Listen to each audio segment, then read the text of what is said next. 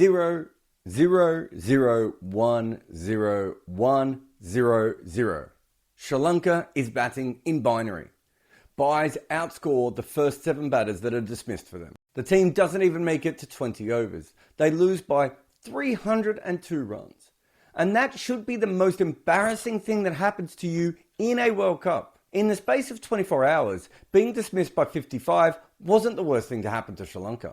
So if you need a VPN, go Nord. Use nordvpn.com/Kimber to get a huge discount off your Nord VPN plan plus 4 additional months for free. It's completely risk-free with Nord's 30-day money-back guarantee. The link is in the show notes. Protect your computer like a cricketer protects its nether region with NordVPN today.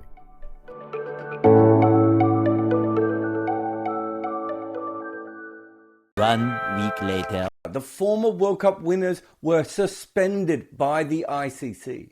You may be asking, how on earth did all of this happen? Sri Lanka Cricket's membership with the ICC was suspended immediately due to the Sri Lankan Cricket Board's failure to manage their affairs autonomously and without any government interference. Sri Lanka is one of those countries, and there are quite a few, where government interference is actually part of their cricket. It has been this way for decades. So what is it that finally made the ICC say, enough is enough? On November the 2nd, Sri Lanka produced one of their worst performances at a World Cup. And given that they finished in 9th position in that tournament, there was quite a few other bad games as well. But that loss against India was very hard to ignore, especially as just over a month earlier, the same thing had happened again against India, and in that game, they'd only managed 50 runs. It happens once, and you might be able to write it off as just a bad day in the field. But when it occurred the second time in 2 months against the same opponent, it was impossible for Sri Lanka not to see just how far they were from the top teams. So as often happens here, heads had to roll.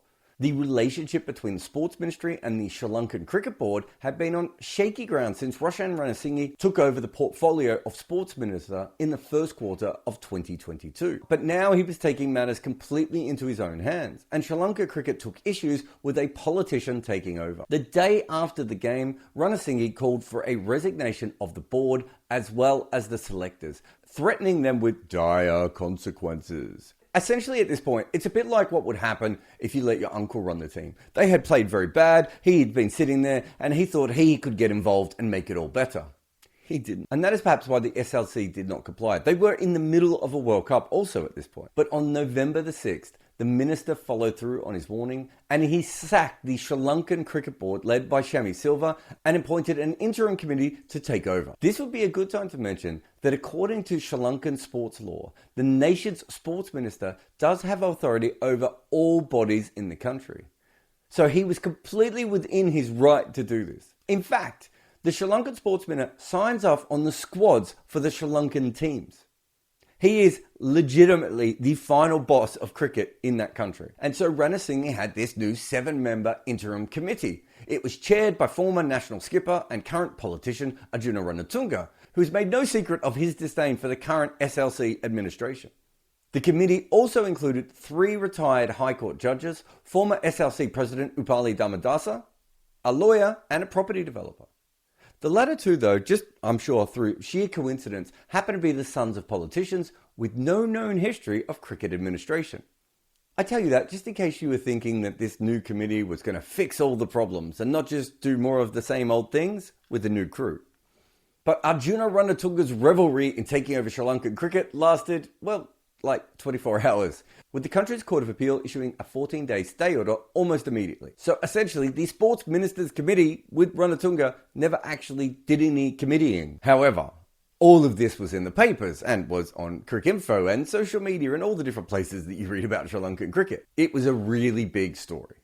So big that the president of Sri Lanka, not the cricket board, the country, Ranil Wickremesinghe, wanted a piece of it. And according to some reports, he was not pleased that the sports minister had gone ahead with the sacking of the board and installation of an interim committee without a courtesy text. The matter was discussed at a cabinet meeting. I love that it was at a cabinet meeting.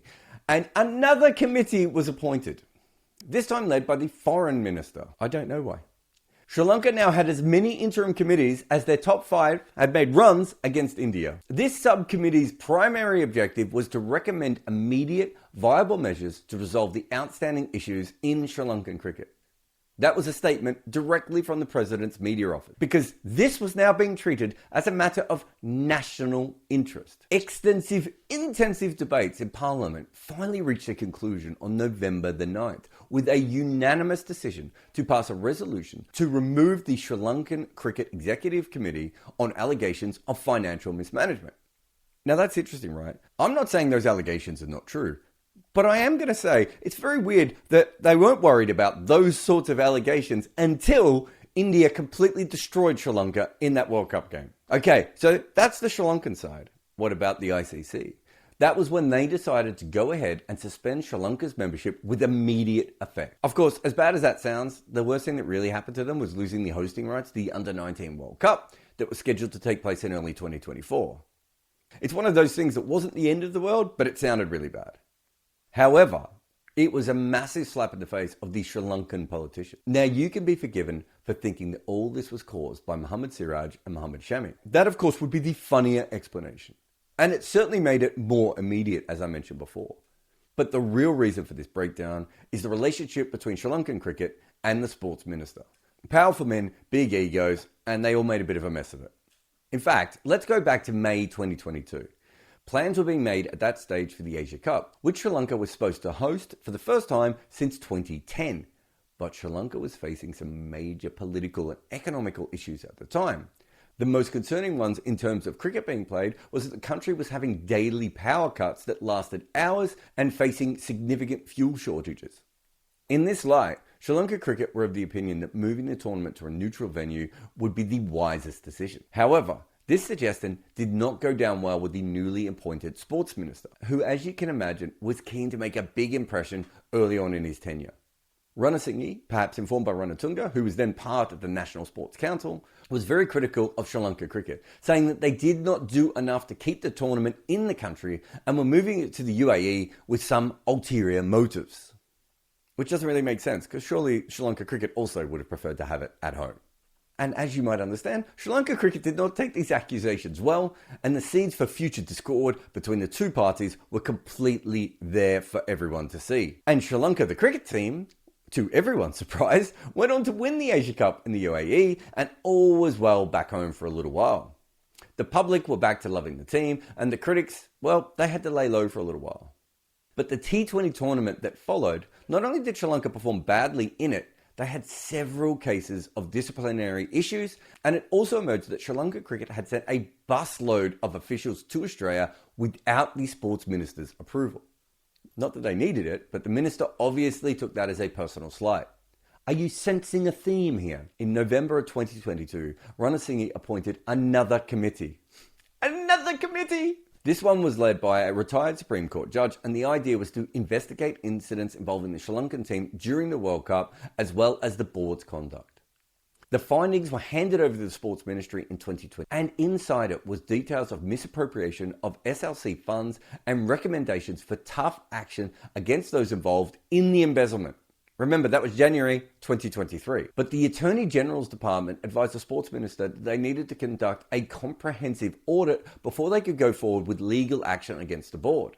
So that's the route he took. While these allegations were being investigated, Ranasinghe escalated things further by introducing new sports regulations, including age and term limits to prevent the SLC officials from standing for re-election. But the Sri Lankan board challenged those new regulations in the Court of Appeal, and a stay order was granted until June of 2020. This basically meant that SLC could go ahead with their own elections. Shami Silva was once again voted in as president alongside long-term supporters who had served with him previously. In July, a draft report from the Auditor General's office was leaked to the media, and surprise, surprise, it showed that SLC had spent over 68 million rupees, that's over $200,000 for 14 executive committee members to watch the World Cup in Australia. And we mentioned this for a couple of reasons, because you might be looking for the good guys in this, and I'm not sure you're going to find any. While Shami Silva denied these allegations and promised to resign immediately if any of them could be proven, the relationship between the board and Ranasinghe was now pretty much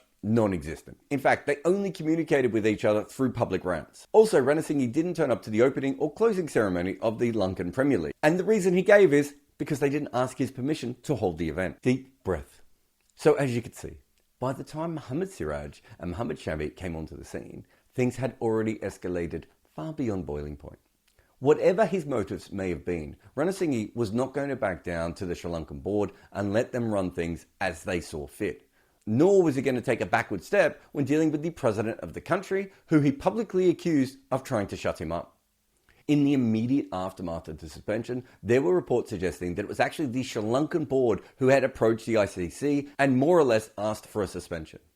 And I can tell you that is pretty much what happened. And it is not the first time a cricket board has used the ICC as a nuclear bomb when politics gets too involved in the running of the game. When it comes down to it, the SLC couldn't deal with the amount of interference in their affairs by the minister. And if this actually happened, then the ICC's decision to suspend the SLC, which was abused by a lot of people on social media at the time, makes a lot more sense because it was the SLC that was using it to separate themselves from the politics. Since the ICC's suspension, things have moved fast in Sri Lanka. The SLC board, the minister, Arjuna Ranatunga, have all traded personal insults in the media, hosting many different press conferences at various points.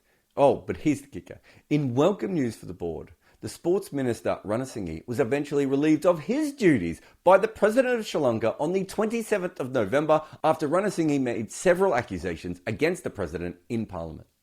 The sacking of Ranasinghe and the appointment of Harin Fernando as sports minister may actually ease the tensions between all these different parties at the moment. But none of this means that Sri Lanka cricket is about to have good governance. Now, I want you to cast your mind back to that horror show that happened to the Sri Lankan batters. The abject failure, embarrassment, and annihilation of the best of their nation against India.